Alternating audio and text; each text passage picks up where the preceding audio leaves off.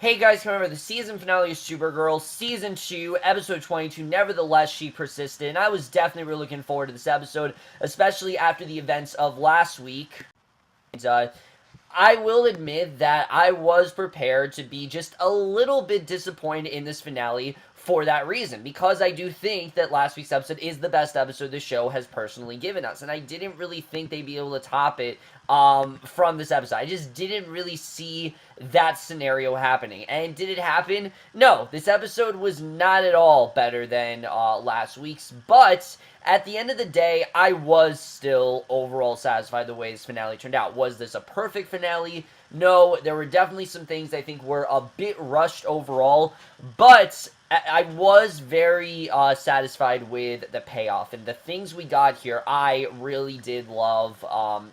This was definitely a lot more of a neater finale than I thought it was going to be, but it wasn't completely safe either, and I'll talk about why.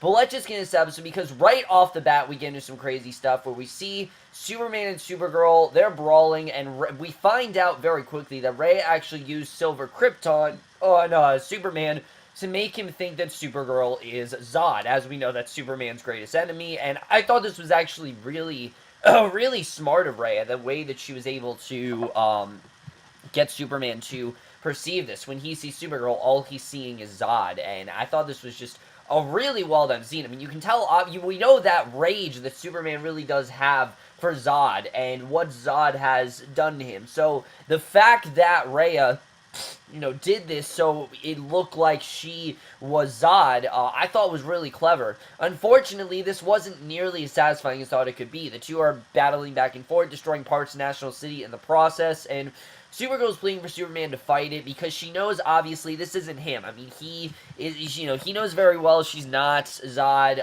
but he has been, obviously under hypnosis and things like that, but Superman keeps thinking that Zod is taunting him, and he threatens to kill everyone that she loves, and Supergirl scores a major uppercut. She knocks Superman unconscious, and very quickly, she does, in fact, take him down, and I was surprised with how quickly this really did transpire. I was expecting to at least get a little bit of a brawl, but no, I mean, Supergirl won in basically every way, and this, I will admit, was very rushed. I didn't really feel they used this as good, to their fullest ability. I think this was a plot that, in general, was really interesting. This idea that he is, in fact, seeing Supergirl as Zod, I think is a really cool idea overall. Unfortunately, this was just a really cool idea. We didn't really get to see this, fully pay off, because before anything had happened, Supergirl kicked his ass and she won, and she knocks him unconscious into the pool of water that they were fighting, and obviously,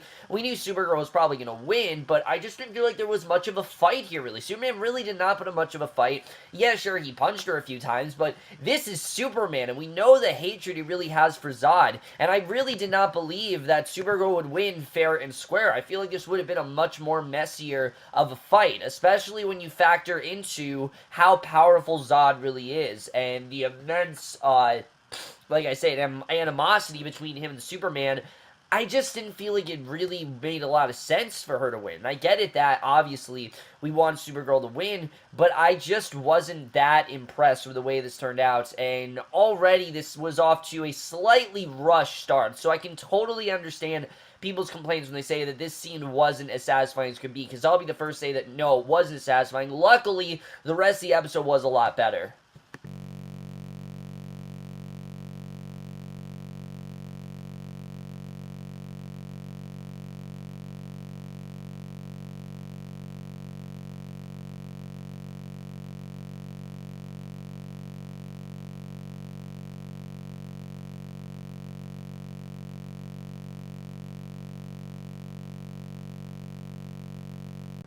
So after the fight, Kara dreams she's cuddling in bed with Mon-El, and she explains the significance of her necklace, which is her mother basically gave it to her right before she left Krypton. And it's a really nice scene between her and Mon-El, but Mon-El, of course, quickly tells her that she's actually not in bed.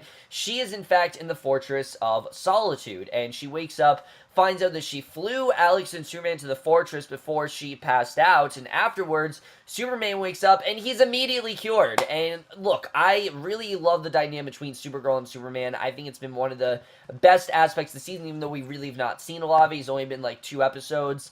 I really did love what we got to see in the beginning of the show, but I thought it really did make sense to take him in this more villainous direction, because it really did seem like Rhea had this army, someone that, she really could use against Supergirl, and who better to use than Supergirl's own cousin. So the fact that he's basically completely fine throughout most of this episode, I was a bit disappointed with. I felt they could have used Superman a lot better than they did here. And I did like what Tyler Hoechlin brought to the role. I didn't think he was bad. I think he's just a really charismatic guy, and he does a really good job in the role. But I really did feel that he was severely underused, and I felt they could have done a lot more with him than they ended up doing. I just thought they could have had a lot more there. However, no one was as unused in this episode as Lena Luthor, because holy shit was Lena underused. I mean, I was expecting Lena to be very involved in this plotline. We know she almost helped Rhea out. She was betrayed by Rhea. I really felt like she was going to get more involved here. But unfortunately, all we get with Lena is this quick scene between her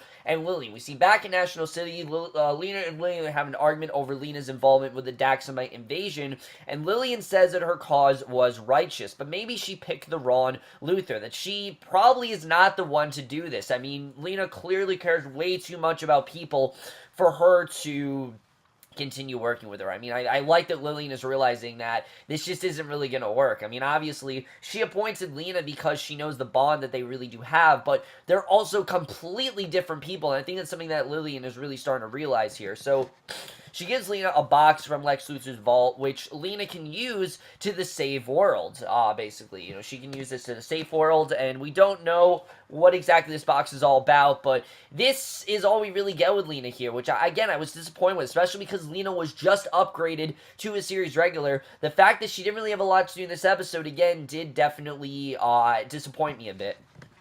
So Superman explains what happened to him and says that Supergirl beat him at full strength. And again, I like that he was congratulating her and saying how strong she really was, but I just didn't feel like there was enough of a fight. Like, it felt more like Superman just kind of let her win, which obviously wasn't the case. He was seeing Zod that entire time. He was willing to beat Zod. Why didn't he beat the shit out of Zod? I mean, I wanted to see more of a fight there, and I just didn't. And Superman looks through his archives from Krypton. He discovers that something could be used to stop the Daxamites, and they fly to the DEO and meet up with Wynn and Mon-El, and Supergirl reveals her grand plan, and basically she literally ends up challenging Rhea to a sacred duel, a one-on-one fight to end things once and for all. And Rhea obviously doesn't really think much of it. She's like, alright, whatever, I'll just accept the fights, and, why shouldn't she? I mean, Supergirl has proven before that she's kind of, easily to beat, and, Rhea, she really has her pot in every, pile, really, and she has her hand in every pot, really, and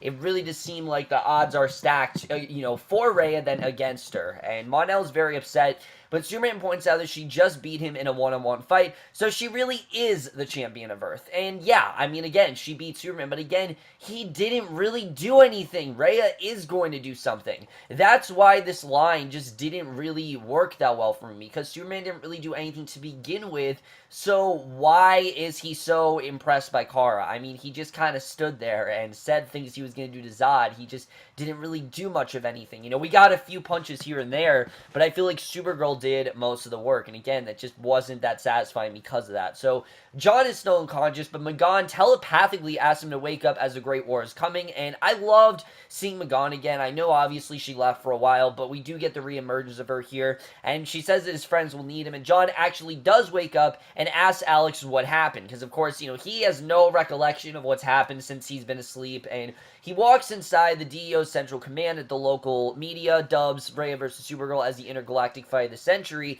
and John says they need to contain the media, as he doesn't want bystanders hurt during Kara's fight, especially because this is such a, a big topic, and everyone, the odds are really for Supergirl. Like, I think everyone, again, the odds are for Rhea right now, but I think there's a huge following for Supergirl, and he obviously does not want a bunch of citizens to get hurt, so he's trying to keep this as controlled as he possibly can, which makes a lot of sense, definitely why he wants to do that. So Kara and Clark then show up at Catco, and they ask Cat for a favor, and Supergirl then gave Catco an exclusive interview, but she wants Cat to tone down the media's sensationalism to keep people from getting hurt, and if there's anyone that wasn't underused here, it was Cat Grant. I think Cat Grant, again, She hasn't been a lot this season, but they really did a good job with using her for these last 2 episodes. I think they really utilized her quite well in this last one. I like what she really did do here. I thought they gave her a lot of fun stuff to do. You know, we know obviously her obsession with Superman and, you know, how good looking she thinks Clark is, and I thought that stuff was really funny.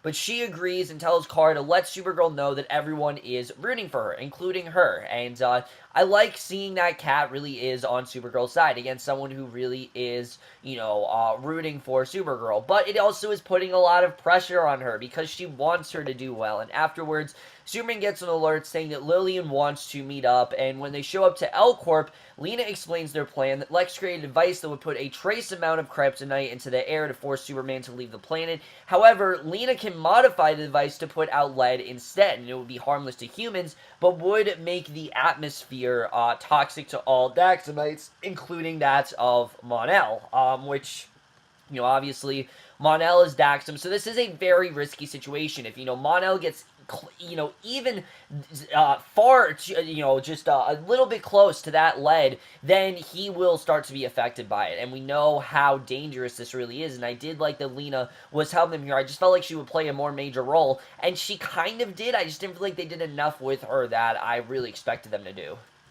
So despite the fact that this device could potentially hurt Mon-El, Supergirl actually does agree to it just because, I mean, Rhea has been known to be very dangerous, and if they have to go to extreme measures, they need to have this device in mind. It made sense why Kara was so, in favor of it. It wasn't so much, obviously, because of Mon-El. You know, she's going to try to keep him as far away from it as possible, but if they have to use it, you know, so be it. You know, why not have this on hand if they need it? Because, who knows? Again, Rhea has proven to be very powerful, and she very well could take down Supergirl, so I think it really did make sense for Kara to tell Lena to use it. So, back in the DO, Supergirl explains what the device does, and Mon-El says to use it if necessary, and I like that he was okay with it, because, I mean, he knows, obviously, he could very well get exposed to it, but he doesn't anticipate that happening. So, John then sends Wynn to help Lena, while Superman agrees to spar with Supergirl until her fight. So, during their sparring session, Superman teaches Supergirl a move he learned on War World, and Supergirl says she's so close to having everything she wanted,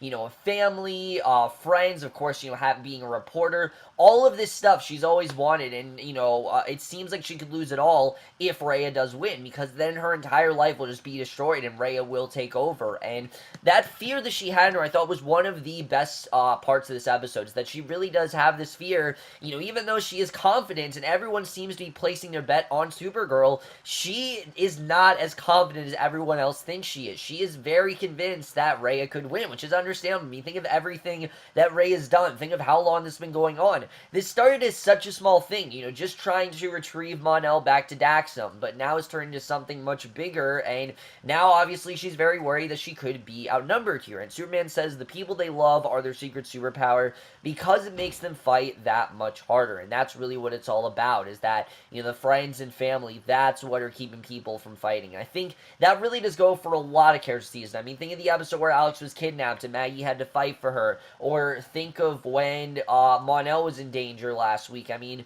a lot of this season is really focused on that very well, and I really did love this pep talk between Superman and Supergirl. So, Supergirl and Mon-El then head to the rooftop as Rhea and her general teleport in. Rhea and Supergirl agree to terms that the Daxam army will leave if Supergirl wins, and Earth will surrender if the Daxamites win. So that's kind of how this is going to go, and they start the duel, and I was surprised by how early the fight really started, but it starts pretty early in the episode. I was surprised, but they start with some heavy blows. Supergirl quickly gets the upper hand, and when Rhea falls down, the Daxamite army starts blasting National City, and Mon-El then flies off to help National City, leaving Supergirl alone with Rhea, obviously because he can't help her at this point, and it wouldn't make sense, I think, for Mon-El to get involved. Again, this is his mother. I understand, obviously, that, you know, he doesn't really like her very much, but I think he knows his mother would try to pull him back in, and she would try to convince him of other things, and he obviously just doesn't want to get involved, and he knows this is Supergirl's fight. And what I loved about Mon-El is that I thought this was really satisfying for him. You know, all season long,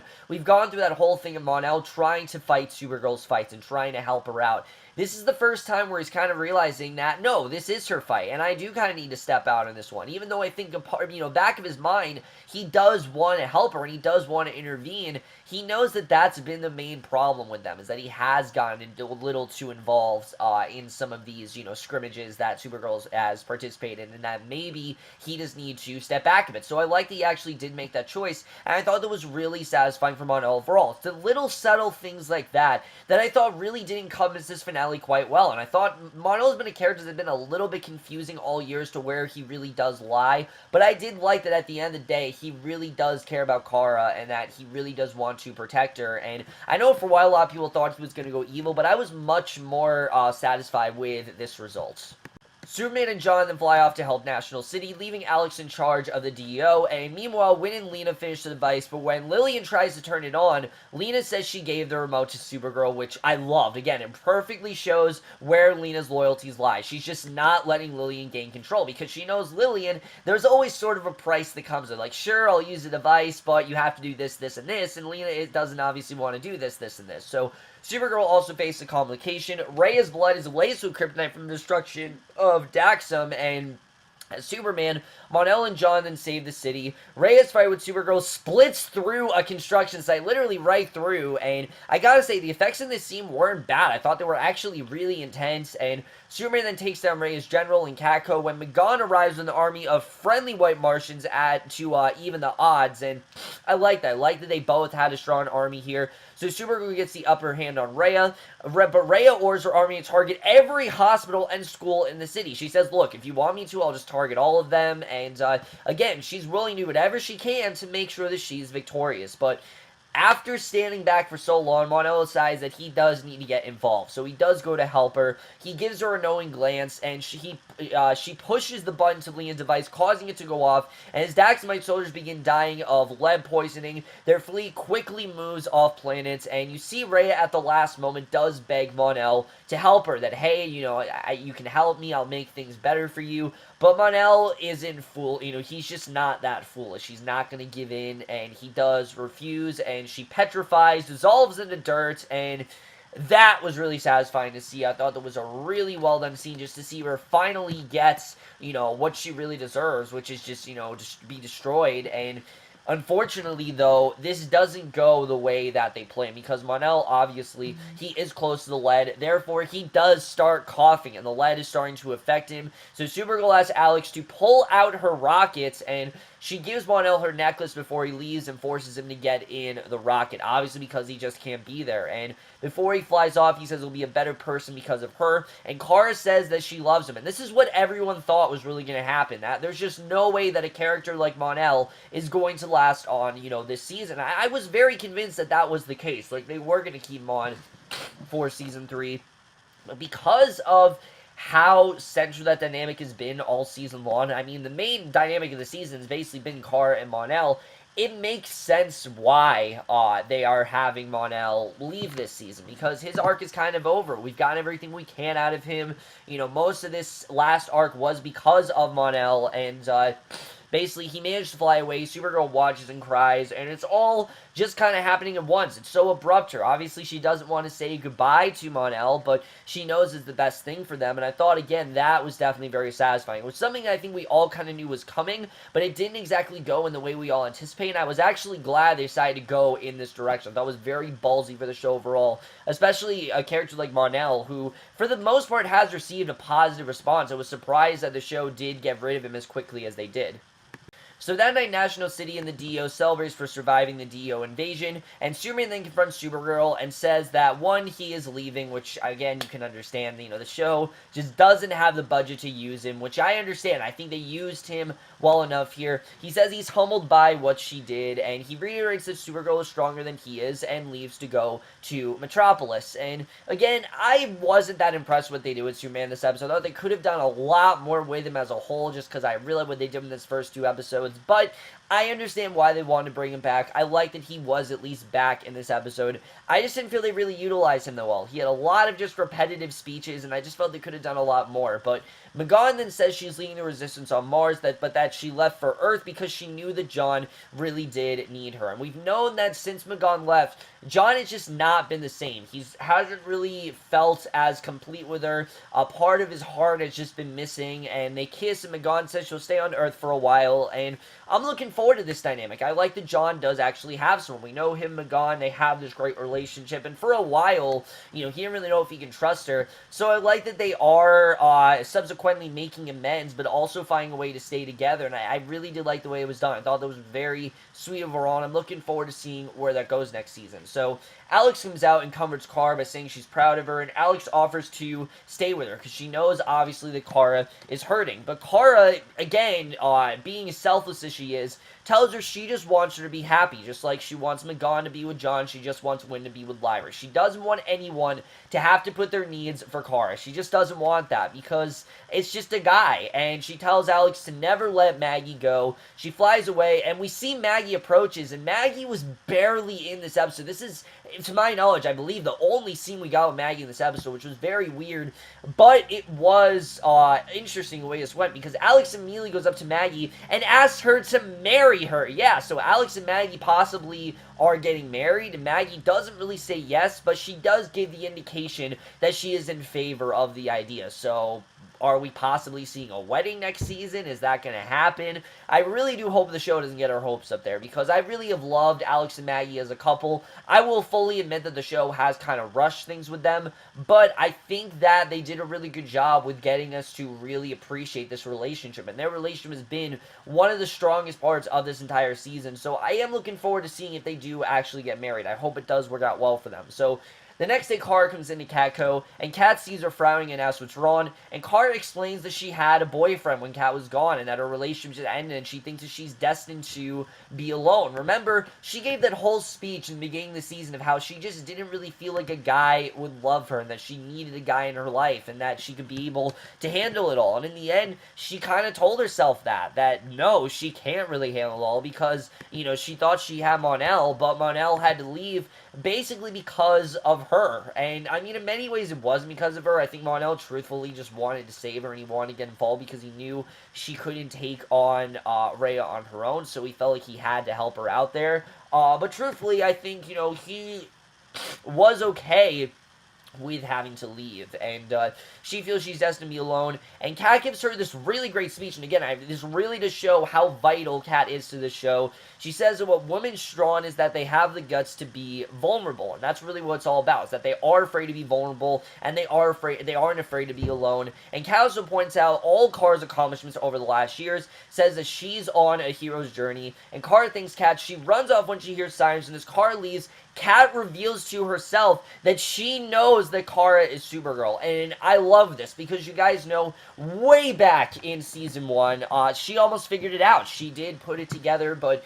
Kara shut her down, said that no, that's not Supergirl, there's no way I am Supergirl. I think it was one of the lamest arcs the show has done, with her trying to prove to her that she wasn't Supergirl, so I'm glad to see that she's basically known this entire time, and Kara's just had really no idea that she has known, and it makes a lot of sense, too. I mean, especially when you're working with someone for as long as you do start to put things together, and again, it really to show how far Kat has come as a character. So, Supergirl then flies off to save the day. Mon-El is shown flying into an unknown wormhole, where we don't really know if we're ever going to see him again, but then we get to the ending here, and this ending, I don't really know what this means at all, but we see a flashback to 35 years ago. We see Kal and Supergirl's rockets are leaving Krypton, and a group of cloaked Kryptonians put another baby in a rocket, and they refer to the baby as an it. Not a he or a she, but an it. And it feeds it blood, says that it will reign over Earth, and the rocket leaves Krypton right towards next season. What this is about, I have no idea, but that is how the season comes to an end. Really good stuff overall. Let's just get this episode and where it's going to take us into next season.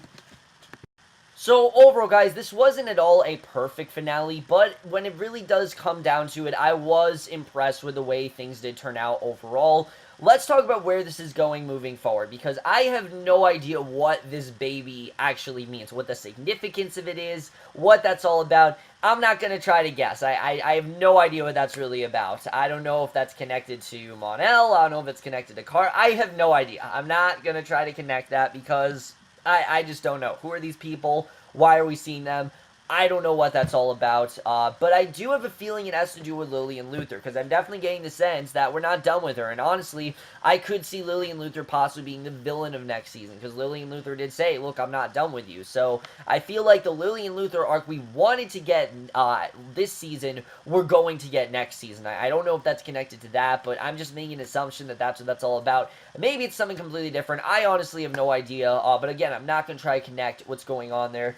Let's talk about the other big things that happen, because Mon-El's now gone, and do I think this is going to be the end of Mon-El? Hell no. I do think Mon-El, we're going to see him again, especially when you have a character, like Mon-El, who's just so fun to watch, and like I said, the actor who plays him is just a really versatile actor. He can do a lot of great stuff. He can do dramatic stuff well. He can do comedic stuff, particularly the comedic stuff really well, but Chris Wood, he's such a likable guy. I doubt this is the end we're going to see him. We're going to see Chris Wood again. I really did love this character. And like I said, I doubt that this is going to be the end we see of Mon-El. I love what he did on the show. I thought him and Kara had a really great dynamic. At first, I wasn't, you guys remember, I was not really for them being in a relationship, but the show really did get me on board. It showed why they really do need each other and why they do need to be together. And while I do think the show did overdo it a bit with that, I was overall impressed with the way this arc went. That at the end of the day, everything he did do for Kara, and that Kara came over, Kara's safety came over his, and I thought, again, it was just really satisfying. Let's talk about Kat, because I'm so happy that Kat is still on the show, and it looks like she is going to stay on. Like, from what the showrunner said, that this is going to be permanent, which I'm glad. I mean, I was not a huge fan of Snapper. I just didn't really feel like they knew what to do with that character. Kat, however, her dynamic with Kara has been significantly lost, and I'm definitely looking forward to seeing more of that, especially now that we know that Kat is, that Kara is Supergirl, and of course, Kara doesn't know this, but I'm sure she's going to find out very quickly, and I think Kat, especially knowing how much that relationship has changed throughout this entire show, I would not be surprised if Kat just straight up tells her, especially how fast she put together what was going on with James and him being the Guardian. I think definitely she is going to just confess to Kara that she knows what's going on here, so I definitely did like getting the reveal. As far as Alex and Maggie, are they actually going to have this wedding? I mean, Maggie basically said yes, so I'm hoping this does go well. I'm hoping this isn't something where they're setting up Maggie's death or something like that, because God forbid, I would hate for something like that to happen.